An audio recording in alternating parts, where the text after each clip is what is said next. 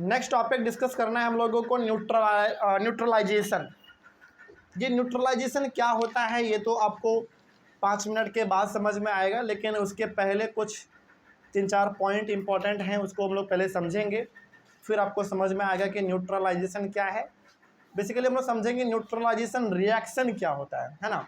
Topic का नाम भले ही न्यूट्रलाइजेशन है, लेकिन हम लोग को समझना क्या है, न्यूट्रलाइजेशन रिएक्शन, ठीक ना। तो इसके बारे में हम लोग डिस्कस करेंगे कि आखिर न्यूट्रलाइजेशन रिएक्शन क्या होता है। तो पहले कुछ इंपॉर्टेंट बातें हैं उसके बारे में डिस्कस कर लेते हैं। पहला है फिनाप्थलीन। ये फिनाप्थलीन के बारे में क्या लिखा हुआ है देखते हैं। When this solution is basic, phenolphthalein gives a pink color. On the other hand, when this solution is acidic, it remains colorless. अब सवाल है कि फिनाप्थलीन सर क्या होता है। देखो, फिनाप्थलीन भी हमारा एक प्रकार का इंडिकेटर है, लेकिन ये नेचुरल इंडिकेटर नहीं है, ये मैनमेड इंडिकेटर है जिसको इंसान बनाते हैं। अब ये फिनाप्थलीन दिखता कैसा है, अच्छा आपको याद दिलाते हैं।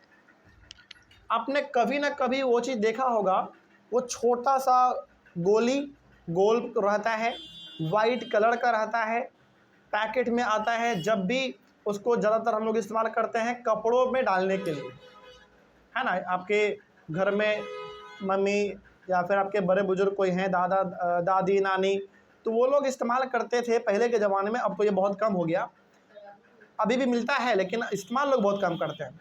फिनाप्थलीन में क्या होता है, वो छोटा सा गोली होता है, गोल कलर का होता है, वाइट कलर का होता है, और उसको जब आप सूंघोगे, स्मेल करोगे तो बड़ा अच्छा महकता है ना। उसको कपड़ों के बीच में डाल के छोड़ दिया जाता है, क्योंकि वैसा माना जाता है कि उससे कपड़ों में बदबू नहीं आता है। और जनरली हम लोग ऐसा किस कपड़े के साथ करते हैं, गर्म कपड़े के साथ, जाड़े वाले कपड़े के साथ, स्वेटर, मफलर, जैकेट, है ना, कंबल, तोशक, रजाई, इन सब चीज़ों के बीच बीच में हम लोग एक फिनाप्थलीन का गोली डाल देते हैं और हमेशा के लिए उसको रख देते हैं। अगला बार जब जाड़ा आता है तब उसको बाहर निकालते हैं। तो उसी को हम लोग कहते हैं फिनाप्थलीन। बहुत सारे लोग इसको फिनाइल का गोटी भी कहता है ना, अलग अलग नामों से लोग पुकारते हैं। तो वही हमारा फिनाप्थलीन है। तो ये फिनाप्थलीन चूँकि वाइट होता है, तो इसके बारे में कुछ बातें हैं, जैसे लिखा हुआ है कि when this solution is basic, यदि आपके पास बेसिक सॉल्यूशन है, मतलब कि आपके पास एक ऐसा सॉल्यूशन है जो कि बेसिक है, और उसमें यदि आप फिनाइल का गोली डाल देंगे, फिनाप्थलीन गिव्स अ पिंक कलर। फिनाप्थलीन का जो कलर वाइट था वो कैसा हो जाएगा, पिंक हो जाएगा। On the other hand when the solution is acidic it remains colourless. और लेकिन यदि उसी फिनाइल के गोटी को हम एसिड में डाल देते हैं तो वो कलरलेस ही रहेगा। कलरलेस का मतलब होता है वाइट ही रहेगा। इसका मतलब आप ये कह सकते हैं कि फिनाप्थलीन गोली का कलर बेस में डालने पे हो जाता है पिंक, और एसिड में डालने में कोई रंग उस पर नहीं चढ़ता है, वो वाइट ही रहता है। अब सवाल है कि सर फिनाप्थलीन हमारा कैसा इंडिकेटर है, फिर नेचुरल या आर्टिफिशियल? आर्टिफिशियल बोलो, मैनमेड बोलो, इसका मतलब है कि वो हम लोग बनाते हैं अपने से, लैब में, फैक्ट्री में बनता है वो, है ना। तो ये आर्टिफिशियल या फिर मैनमेड भी आप इसको कह सकते हैं।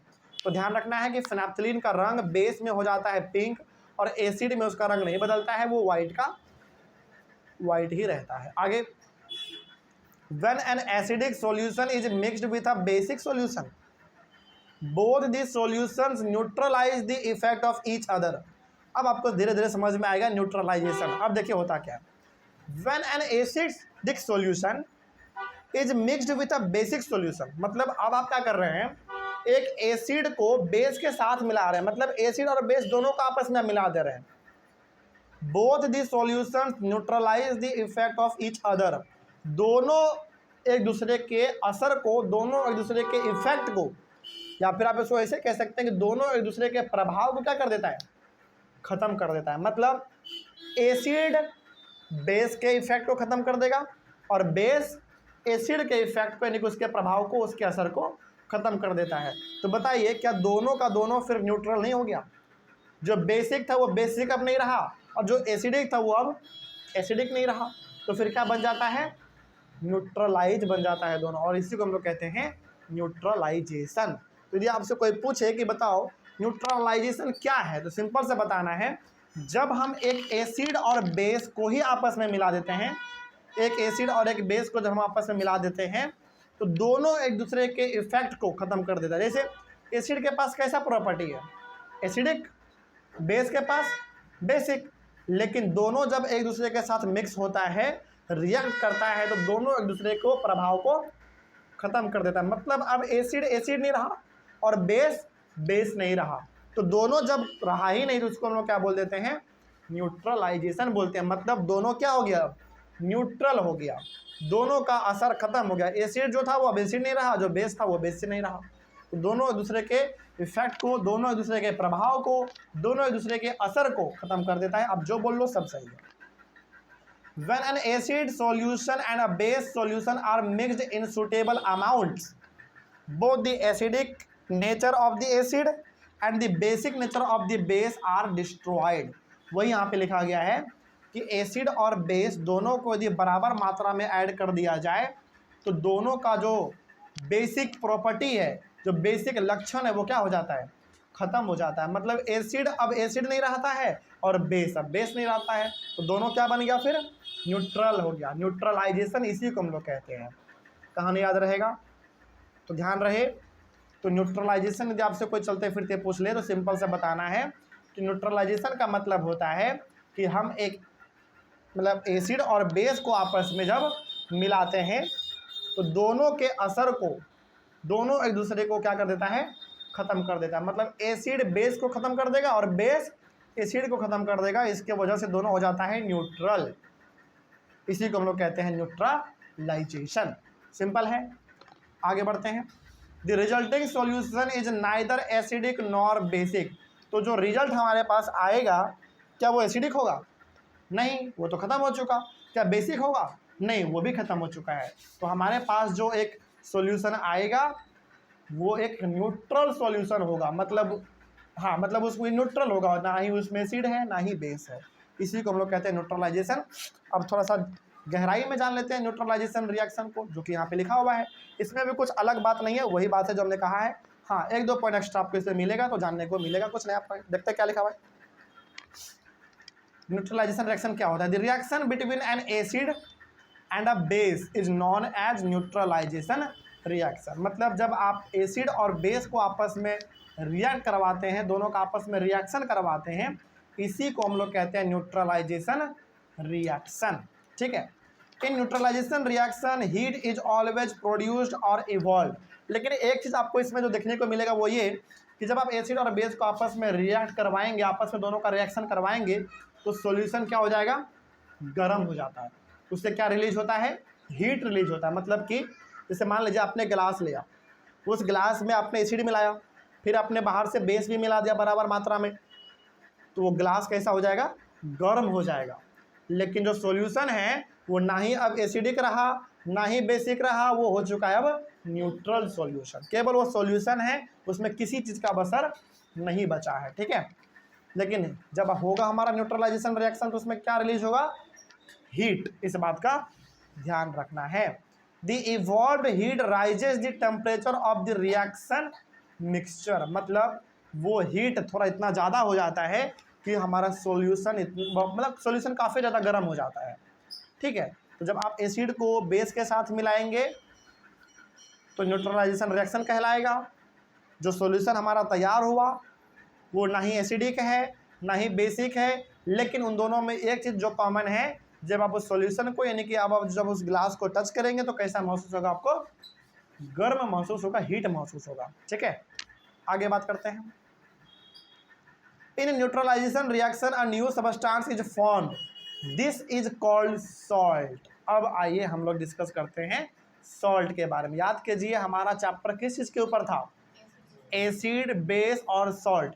और आपको याद होगा पहले वाले क्लास में हम लोगों ने बस डिस्कस किया था एसिड के बारे में और बेस के बारे में, और हमने बताया था आपको कि सॉल्ट के बारे में यहाँ पे डिस्कस इसलिए नहीं कर रहे हैं क्योंकि सॉल्ट के बारे में आगे पढ़ना है, और सॉल्ट इतने आसानी से नहीं मिलता हम लोगों को जितने आसानी से मार्केट में, मतलब जितने आसानी से आपने पढ़ लिया एसिड के बारे में, बेस के बारे में, क्या इतने आसानी से आपको सॉल्ट मिला क्या, नहीं। सॉल्ट कब मिलता है, जब एक एसिड एक बेस है ना आपस में रिएक्ट करते हैं, तो ये रिएक्शन हमारा कहलाता है न्यूट्रलाइजेशन रिएक्शन। उससे हम लोगों को हीट मिलता है, और साथ ही साथ जो सॉल्यूशन हमारा बना है वो न्यूट्रलाइजेशन, मतलब वो न्यूट्रल हो जाता है। और उसके साथ जो हम लोगों को एक चीज़ और मिलता है, वो क्या मिलता है? सॉल्ट मिलता है। क्या ये सॉल्ट खाने वाला नमक है? नहीं, केमिकल है। ठीक है, सोडियम क्लोराइड नहीं, सोडियम क्लोराइड वो ऐसा नमक है जो हम लोग खाते हैं। हम लोग जो नमक खाते हैं ना अपने घरों में, उसका नाम है सोडियम क्लोराइड, ध्यान रखिएगा। शॉर्ट में बोलते हैं उसको NaCl। क्या बोलेंगे? NaCl। उसके बारे में हम लोग कभी बात करेंगे, लेकिन फिलहाल आगे बढ़ते हैं। तो एसिड के बारे में आपने जान लिया था पहले ही, बेस के बारे में आपने पहले जान लिया था। अब आपको समझ में आ गया होगा सॉल्ट क्या होता है। तो सॉल्ट इतने आसानी से मिलता है क्या? नहीं। तो यदि आप देखो, वही लिखा हुआ है कि neutralisation reaction a new substance is formed, this is called salt. तो न्यूट्रलाइजेशन रिएक्शन में एक नया चीज जो आपको मिलेगा एसिड और बेस के रिएक्शन के बाद, वही हमारा कहलाता है सॉल्ट। तो यदि आपसे वो आप कोई पूछे कि बताओ ये पूरा कहानी हमारा है न्यूट्रलाइजेशन का, इसको समझाइए और इससे सॉल्ट कैसे मिलता है इसको भी बताइए, ठीक ना? तो वो हम लोग समझेंगे। तो सिंपल सा बताना है आपको फिलहाल अभी ये कि जब एक एसिड को और बेस को आपस में हम रिएक्ट करवाते हैं, आपस में दोनों का रिएक्शन करवाते हैं, तो दोनों के असर को ख़त्म कर दिया जाता है। एसिड बेस के असर को ख़त्म कर देगा और बेस एसिड के असर को ख़त्म कर देगा। मतलब एसिड अब एसिड नहीं रहा, बेस और बेस नहीं रहा, न्यूट्रल हो गया दोनों। मतलब वो जो सॉल्यूशन है वो उसमें ना ही एसिड है ना ही बेस है, वो न्यूट्रल हो चुका है बिल्कुल। ठीक है, और इस न्यूट्रलाइजेशन रिएक्शन, मतलब इसी को हम लोग कहते हैं न्यूट्रलाइजेशन रिएक्शन। इसमें आपको 2-3 चीज़ देखने को मिलेगा। पहला, हीट रिलीज होगा, गर्म हो जाएगा पूरा सॉल्यूशन। और दूसरा चीज़ न्यूट्रलाइजेशन रिएक्शन में आपको देखने को मिलेगा वो सॉल्ट देखने को मिलेगा। ठीक है, और ये वही सॉल्ट है, मतलब ये सॉल्ट जो है वो खाने वाला सॉल्ट नहीं है, ये केमिकल वाला सॉल्ट है। ठीक है, लेकिन सवाल है कि सर जो हम लोग नमक खाते हैं वो कैसे बनता है? फिर वो भी इसी तरीके से बनता है, लेकिन वो नमक अलग होता है। और ज़्यादातर जो हमारा केमिस्ट्री में इस्तेमाल होता है नमक, सॉल्ट, वो क्या होता है? अलग होता है। ठीक है, आगे बात करेंगे तो अभी आपको और समझ में आएगा। सॉल्ट में भी एसिडिक, बेसिक और न्यूट्रल इन नेचर। ध्यान रखना है, हमारे मार्केट में जो नमक आता है, हम लोग जो खाते हैं, वो कैसा नमक होता है? न्यूट्रल नमक। मतलब उसमें ना ही एसिड का मात्रा है और ना ही बेस का मात्रा है। लेकिन जो केमिकल वाला सॉल्ट होता है ना, किसी किसी सॉल्ट में एसिड का मात्रा होता है तो उसको हम लोग कह देते हैं एसिडिक सॉल्ट। किसी किसी सॉल्ट में बेस का मात्रा होता है तो हम लोग उसको कह देते हैं बेसिक सॉल्ट। लेकिन हम लोग जो नमक खाते हैं अपने घरों में वो कैसा है? न्यूट्रल सॉल्ट है। ये बात ध्यान रहेगा। तो कोई यदि कोई यदि आपको कन्फ्यूज करे तो कन्फ्यूज होना नहीं है, एक बात बस ध्यान रखना है। इतना सिंपल सा बात ये है कि नमक 2 प्रकार का हो, मतलब नमक 3 प्रकार का हो सकता है। एक नमक न्यूट्रल नमक होगा, और न्यूट्रल नमक वो नमक होगा जो नमक हम लोग इस्तेमाल करते हैं, उसमें ना ही एसिड होता है और ना ही बेस होता है। तो ये हमारा न्यूट्रल नमक हो गया। दूसरा नमक, दूसरा सॉल्ट एसिडिक होता है, जो है तो सॉल्ट लेकिन उसमें मात्रा किसका है? ज़्यादा एसिड का, तो उसको हम लोग कह देते हैं एसिडिक सॉल्ट। सवाल है क्या इसका इस्तेमाल हम लोग करते हैं? नहीं, इसका इस्तेमाल रिएक्शन में होता है, लैब में इसका इस्तेमाल किया जाता है रिसर्च पर्पज के लिए, क्योंकि ये क्या एक तरीके से केमिकल है। उसी प्रकार से जो तीसरा टाइप है सॉल्ट का, वो कैसा है? Basic salt. इसका मतलब है कि वो सॉल्ट ही है लेकिन उसमें मात्रा किसका है? ज़्यादा बेस का है। फिर सवाल वही है, क्या इसको भी हम लोग इस्तेमाल करते हैं? नहीं करते हैं। इसका भी इस्तेमाल कहाँ होता है? लैब में, रिसर्च पर्पज़ के लिए। तो ओवरऑल हम आपको ये समझाना चाह रहे हैं कि सॉल्ट न्यूट्रल ही हम लोग इस्तेमाल करते हैं बस खाने के लिए। बाकी एसिडिक सॉल्ट, बेसिक सॉल्ट, इनका हम लोग इस्तेमाल नहीं करते। एक्सपेरिमेंट वगैरह के लिए करते हैं, रिएक्शन वगैरह के लिए हम लोग करते हैं। लेकिन नमक यानी कि सॉल्ट कितने प्रकार के होंगे? 3 प्रकार का। न्यूट्रल जो हम लोग इस्तेमाल करते हैं, एसिडिक सॉल्ट और बेसिक सॉल्ट जो कि एसिडिक और बेसिक लैब में इस्तेमाल होता है रिसर्च पर्पज़ के लिए और रिएक्शन वगैरह करने के लिए। ठीक है, तो वही यहाँ पे लिखा हुआ था कि सॉल्ट में भी एसिडिक, बेसिक और न्यूट्रल। यही वो न्यूट्रल सॉल्ट है जिसका इस्तेमाल हम लोग करते हैं, लेकिन एसिडिक और बेसिक सॉल्ट का इस्तेमाल हम लोग नहीं करते हैं। आगे, salt and water are produced in this process with the evolution of heat. तो जब आप न्यूट्रलाइजेशन रिएक्शन करते हैं तो एक मिलेगा आपको सॉल्ट और दूसरा चीज़ क्या मिलेगा, हीट मिलेगा। सॉल्ट मिलेगा, हीट मिलेगा, एक चीज़ आपको और मिलेगा, वाटर। ठीक है, क्या हीट का कोई फॉर्मूला होता है क्या? नहीं, इसीलिए यहाँ पे फॉर्मूला में नहीं दिया गया है। तो यहाँ पे एक बार समझ लो क्या मिलेगा, एसिड प्लस बेस, यानी कि जब आप एसिड को बेस के साथ रिएक्ट करवाएंगे तो जो पहला चीज़ हमको मिलेगा वो एक सॉल्ट मिलेगा, वाटर मिलेगा, और वो जो सॉल्यूशन है वो कैसा बन चुका होगा, गर्म बन चुका होगा, है ना। एक एग्जांपल नीचे है, इस एग्जांपल को याद रखिएगा क्योंकि एग्जाम में आता है, give an example of neutralisation reaction. तो वहाँ पे आपको एग्जांपल देना पड़ेगा, जैसे HCl, ये हमारा कहलाता है हाइड्रोक्लोरिक एसिड, मतलब ये एक एसिड है। ठीक है, अच्छा यहाँ पे L ना कैपिटल लिखा गया, इसको आप स्मॉल कर लीजिएगा। जो यहाँ पे L है वो स्मॉल l होता है। ठीक है, ये हमारा एसिड हो गया। NaOH, ये क्या है, सोडियम हाइड्रोक्साइड, इसको हम लोग कहते हैं सोडियम, मतलब इसको हम लोग कहते हैं HCl को क्या बोलेंगे, हाइड्रोजन क्लोराइड। हाइड्रोजन, ये जो HCl आप देख रहे हैं इसका फुल फॉर्म क्या है, हाइड्रोजन क्लोराइड। और यहाँ जो आप देख रहे हैं NaOH, इसका फुल फॉर्म क्या है, सोडियम हाइड्रोक्साइड। क्या बोलोगे, सोडियम हाइड्रोक्साइड। तो ये क्या है, एक बेस है। HCl एसिड हो गया, NaOH बेस हो गया।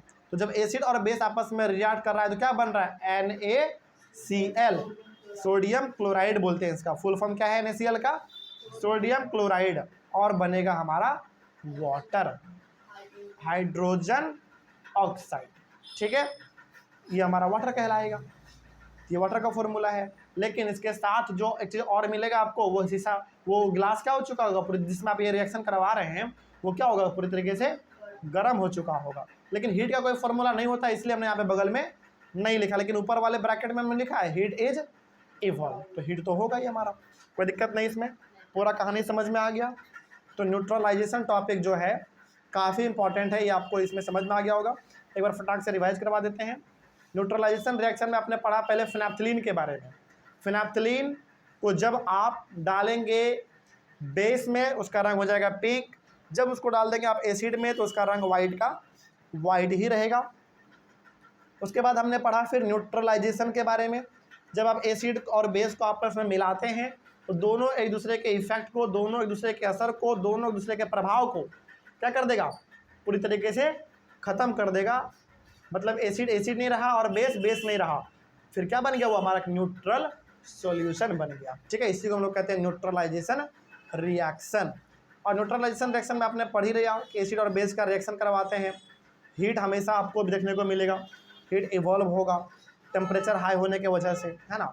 उसके बाद आपने पढ़ा इसका एक एग्जाम्पल कि जब न्यूट्रलाइजेशन रिएक्शन होगा, मतलब जब आप एसिड और बेस को आपस में रिएक्ट करवाएंगे तो आपको सॉल्ट मिलेगा, वाटर मिलेगा और हीट तो रिलीज होगा ही होगा। तो ये वाला एग्जाम्पल बस आपको ध्यान में रख लेना है। और जो सॉल्ट रिलीज होगा, जो सॉल्ट बनेगा, वो सॉल्ट कितने प्रकार के हो सकते हैं, 3 प्रकार के सॉल्ट हो सकते हैं। यदि वो न्यूट्रल सॉल्ट है तो खाने वाला है, जो हम लोग खाते हैं अपने घरों में। एसिडिक सॉल्ट है, इसका मतलब है कि उसमें एसिड का मात्रा ज़्यादा है। बेसिक सॉल्ट है, इसका मतलब उसमें बेस का मात्रा ज़्यादा। यही था हमारा पूरा का पूरा न्यूट्रलाइजेशन टॉपिक, खत्म हुआ। नेक्स्ट टॉपिक है न्यूट्रलाइजेशन इन एवरीडे लाइफ, जिसको हम लोग बात करेंगे अपने अगले वाले क्लास में। तब तक के लिए थैंक यू वेरी मच।